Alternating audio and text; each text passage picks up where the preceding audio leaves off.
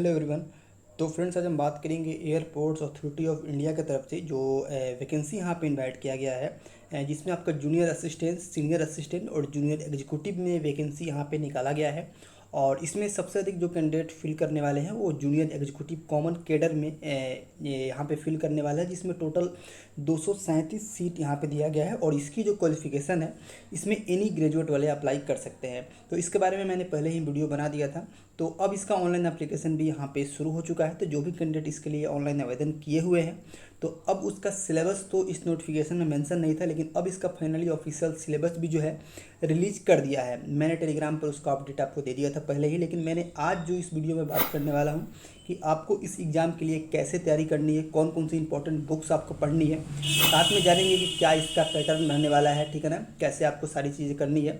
तो इसके बारे में हम डिटेल में बात करने वाले हैं। तो वीडियो को पूरा ज़रूर देखिएगा। और मैं बता दूं कि ये एक अच्छा अपॉर्चुनिटी है आपके पास, क्योंकि ये जो आपका एआई का एग्ज़ाम होने वाला है, ये आपका, अगर मैं बात करूँ तो अगर सब ठीक ठाक रहा तो विद इन 6 मंथ के अंदर आपकी यहाँ पे सारी ज्वाइनिंग वगैरह की प्रोसेस यहाँ पे कंप्लीट हो जाएगा। तो काफ़ी कम समय में आपको ये जॉब लेने का एक अच्छा अपॉर्चुनिटी है। 5 अगस्त से इसका ऑनलाइन आवेदन शुरू है और 4 सितंबर तक आप इसके लिए ऑनलाइन आवेदन आप कर सकते हैं, ठीक है ना। और इसमें जो आपका सैलरी जो आपका रहने वाला है, मैं बता दूं कि सीटीसी आपका 13 लाख पर एनम यहाँ पे दिया गया है जूनियर एग्जीक्यूटिव का। तो एक काफ़ी हैंडसम आपका अमाउंट यहाँ पे आपको मिलने वाला है, ठीक है ना। तो आइए देख लेते हैं डायरेक्ट अब इसके सिलेबस के बारे में कि क्या आपको उसमें सिलेबस में पढ़ना है और किस तरह से आपको पढ़ाई करनी है। तो फ्रेंड्स, आप देख सकते हैं ये इसका ऑफिशियल सिलेबस है, syllabus for the post of junior executive common cadre का। तो इसमें हम कॉमन कैडर के बारे में ही डिस्कस करने वाले हैं, क्योंकि मोस्टली कैंडिडेट इसमें ही फिल करने वाले हैं, ठीक है ना। तो यहाँ पे देख लीजिए कि टोटल जो एग्ज़ाम होने वाला है आपका 2 घंटे का ये पेपर होने वाला है। 150 प्रश्न आपसे यहाँ पे पूछे जाएंगे, तो समय लगभग आपका यहाँ पे ठीक ठाक है। तो आपको ये रहने वाला है पैटर्न आपका।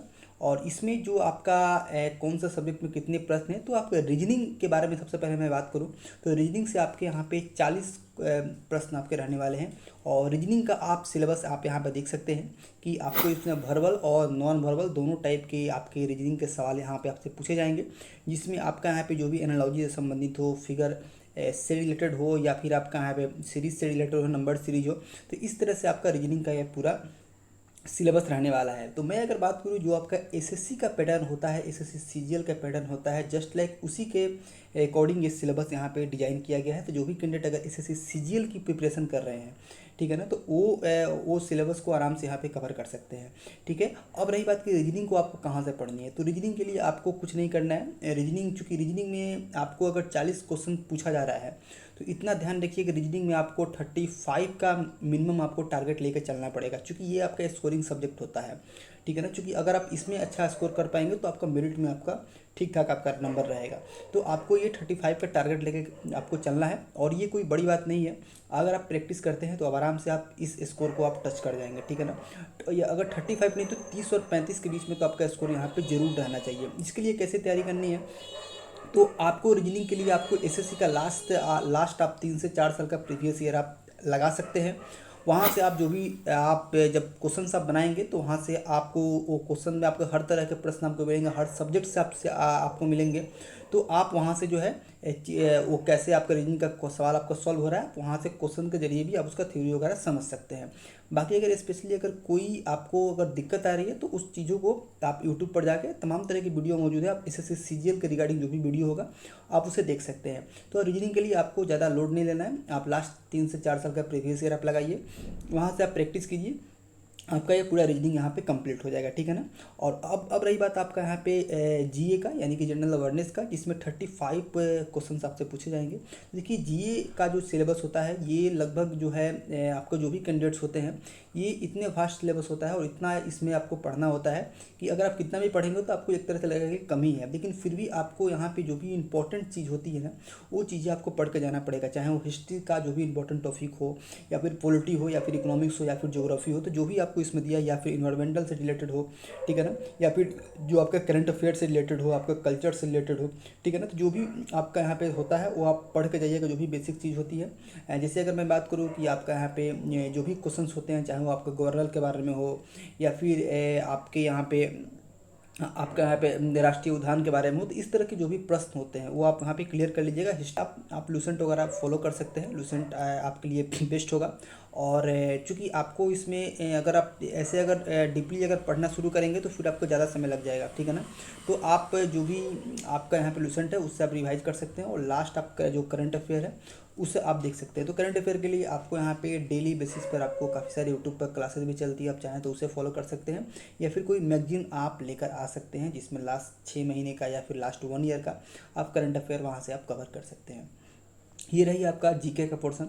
उसके बाद अगर बात करें आपका इंग्लिश के लिए, तो इंग्लिश में आपका 35। अब मैं थोड़ा सा इसमें बता दूं कि आपका जो जीके का पोर्शन होगा इसमें आपको कितना स्कोर करना है। तो देखिए जीके का जो स्कोर है, जीके में चूंकि इतना आपको पढ़ना होता है, तो जीके में होता क्या है ना कि जीके में जो आपको समय मिलेगा, अगर आपको अगर क्वेश्चंस आ रहे हैं तो जीके ऐसा है कि आप अगर चाहें तो 5 मिनट के अंदर ना, 5 से 10 मिनट के अंदर आप पूरा मतलब जीके वाला पूरा क्वेश्चन आप देख लेंगे। क्योंकि इसमें क्या है ना कि आप वो अगर जैसे ही क्वेश्चन आप कर रहे हैं, अगर आ रहा है तो टिक आउट कीजिए, नहीं आ रहा है तो फिर आगे बढ़िए, उसमें कोई ज़्यादा आपको सोचने वाली बात नहीं है, और वो समय बचा के आप मैथ्स में लगा सकते हैं, रीजनिंग में लगा सकते हैं, ठीक है ना, ये चीज़ें हैं। तो जीके है तो आपको कम समय में इसे आप सॉल्व कर सकते हैं, ठीक है। और जीके में आप तकरीबन 20 और 25 के बीच में स्कोर करते हैं तो ठीक है। मतलब चूंकि जीके में आपको काफ़ी सारी चीज़ें पढ़नी है, अगर कितना भी पढ़ेंगे तो आपको लगेगा ये कम ही है, ठीक है ना। बाकी इसका जो माइनेज आप जो है रीजनिंग और मैथ से आप कर सकते हैं, ठीक है ना। इसका जो आपका जो इसमें कम नंबर आएंगे तो उससे वो आपका मैनेज हो जाएगा। अब मैं बात करूँ इंग्लिश का, तो इंग्लिश में जो आपका 35 क्वेश्चन जो आपसे पूछे जाएंगे, तो इसमें आप देख लीजिए कि इसमें बिल्कुल ये एसएससी का पैटर्न है, जिसमें आपको यहाँ पे वोकैब से भी रहेगा, grammar, sentence structure, synonyms, antonyms, ये सारी चीज़ें आपको यहाँ पे पढ़नी है। तो जी आप इंग्लिश के लिए जो आपका नीतू मैम का जो आपका वैल्यूम फर्स्ट है उसे आप फॉलो कर सकते हैं। जो भी एंटोनिम्स है, सिनोनिम्स है, वो आप जो एसएससी का लास्ट प्रीवियस ईयर है उसे आप देख सकते हैं। उसके लिए काफ़ी सारे बुक्स भी आती है, वहाँ से आप क्लियर कर सकते हैं। तो वो बुक आपके लिए बेस्ट होगा, नीतू मैम को आप फॉलो वहाँ पर कर सकते हैं, उनका जो बुक होता है। या फिर आपने पहले से जो पढ़ाई किया हुआ अगर कहीं भी जीके में, तो उस नोट्स को आप रिवाइज कर सकते हैं, और उसके बाद आप एसएससी का प्रीवियस ईयर यहाँ पे अटैम्प्ट कर सकते हैं, ठीक है ना।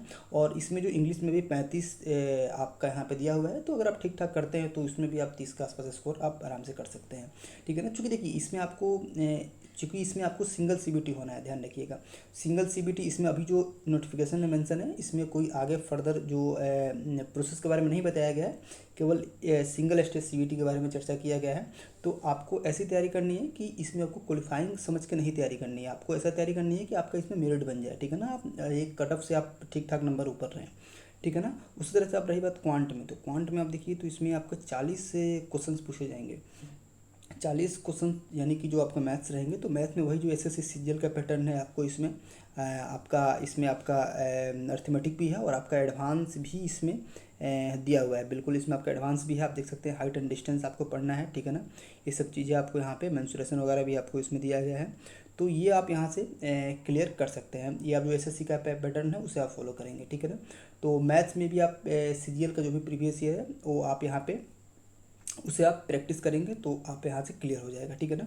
और एक बार तो पहले पूरा थ्योरी आपको पढ़ना पड़ेगा मैथ्स का, ठीक है ना। उसके बाद आप प्रीवियस ईयर लगाएंगे तो वहाँ से आपको क्लियर हो जाएगा, ठीक है ना। मैथ के लिए आप एसएससी का मैंने बताया 3 से 4 साल का प्रीवियस ईयर आप अगर लगा रहे हैं तो आपके लिए इनफ है, ठीक है ना। तो ये आपका सिलेबस आपका रहने वाला है, और मैथ में भी 40 प्रश्न आपके हैं, तो 40 प्रश्न में आप कोशिश कीजिए कि आपको 30 से ऊपर और 35 के आसपास से आप स्कोर रखिए, ठीक है ना। क्योंकि ये जो रीजनिंग और क्वांट में आप कंप्रोमाइज़ नहीं कर सकते हैं, इसमें आपको स्कोर लाना ही होगा, ठीक है ना। बाकी इंग्लिश और जीके का अगर थोड़ा बहुत कम भी हुआ तो इससे आपका मैनेज हो जाएगा। समय भी आपको इसमें 2 घंटे का मिल रहा है, तो ऐसे आप तैयारी कर सकते हैं। और देखिए इस बार अच्छी अपॉर्चुनिटी है, चूँकि एआई का जो भी प्रोसेस होता है वो काफ़ी फास्ट होता है, और फॉर्म भरने का भी काम शुरू हो चुका है। तो अगर आप एलिजिबल है तो आप इसमें बिल्कुल अप्लाई कर सकते हैं। और इसका जो भी आपका पैटर्न है वो वहाँ पे जारी कर ही दिया गया। फॉर्म नहीं भरे हैं, फॉर्म आप जाके भर दीजिए इसका ऑफिशियल साइट से। और अगर आपको कोई डाउट्स है तो कमेंट सेक्शन में ज़रूर बताइएगा, और मैं बीच बीच में इसके रिगार्डिंग और भी वीडियो आपको लाता रहूँगा। चैनल को सब्सक्राइब करके बेल आइकन आप जरूर प्रेस कर लीजिएगा। साथ में टेलीग्राम चैनल पर फॉलो कर लीजिए हमें। इंस्टाग्राम से हमें जुड़ कर डायरेक्ट वहाँ पे मैसेज करके अपनी कोई भी सवाल हो आप पूछ सकते हैं, ठीक है। अब रही बात एग्ज़ाम डेट के बारे में, तो एग्ज़ाम डेट के बारे में हम डिस्कस कर लेते हैं। तो एग्ज़ाम डेट देख लीजिए कि इसमें जो आपका एग्ज़ाम डेट रहने वाला है, ये आपका चूँकि इसमें जो आपका एग्ज़ाम में ज़्यादा समय नहीं लगेगा, ये जो है आपका एग्ज़ाम मतलब टेंटेटिव मैं अगर बता दूँ, वैसे नोटिफिकेशन में आपका मेंशन नहीं है। आपका अक्टूबर लास्ट में आपका इसका एग्ज़ाम जो है हो सकता है, तो ज़्यादा समय अब आपको नहीं मिलेगा। बाकी अगर आगे बढ़ जाए तो ठीक है, लेकिन फिर भी इसमें आपका ज़्यादा समय नहीं मिलता है। विदिन 3 मंथ के अंदर इसका एग्ज़ाम हो जाता है। तो आपको जो है उसी के हिसाब से तैयारी करनी है, ठीक है। और ऐसा तैयारी करनी है कि आपको प्रैक्टिस के लिए भी समय बचा कर रखना है, ठीक है ना। तो सिलेबस जल्दी से कंप्लीट करके और डायरेक्ट आप प्रैक्टिस पर आ जाइए, ठीक है। तो ये सारी चीज़ें हैं और इसमें आपको कोई नेगेटिव मार्किंग नहीं है। मैं आपको ये भी बता दूं कि इसमें आपको कोई नेगेटिव मार्किंग है, नो नेगेटिव मार्किंग है, ठीक है ना। तो यही था आपको जो कि आपको बताना था। तो अगर कोई डाउट्स हो तो नीचे ज़रूर पूछ लीजिएगा कमेंट करके। और चैनल पर जो कैंडिडेट नया है तो चैनल को सब्सक्राइब करके बेल आइकन जरूर प्रेस कर लीजिएगा। Thanks for watching.